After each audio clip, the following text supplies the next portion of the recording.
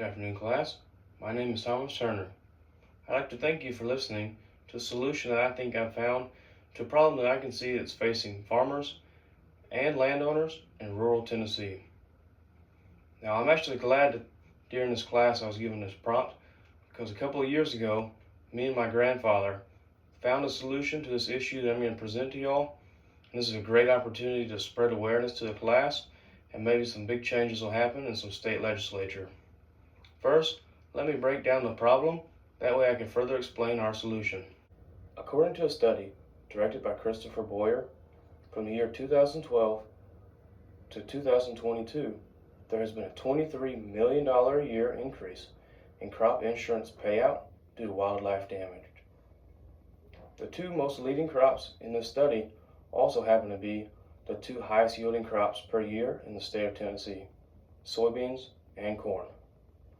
Now, the state of Tennessee passed Tennessee Annotated Code 70-4-115, which allows farmers and landowners the right to harvest wildlife, including deer, if they're damaging their crops, considering they get the right permission.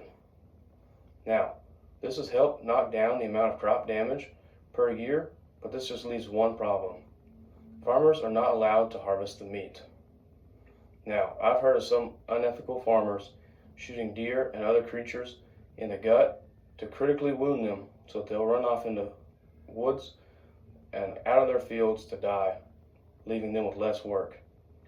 Now, unethical practices like this will be dissuaded if the state of Tennessee will allow these farmers to harvest the meat that they shoot under one condition: they can't keep it for themselves. Nonprofit organizations such as the Well and the Store are doing their best to provide for families with food insecurities in the state of Tennessee. Nonprofit organizations like these and food pantries and food banks can always use more donations, whether that be food or money. The Tennessee Department of Family and Consumer Scientists did a study and found that nonprofits and food pantries like these mentioned noticed a 55% increase in families needing help with food directly following the COVID pandemic. They've also noted such spikes following natural disasters.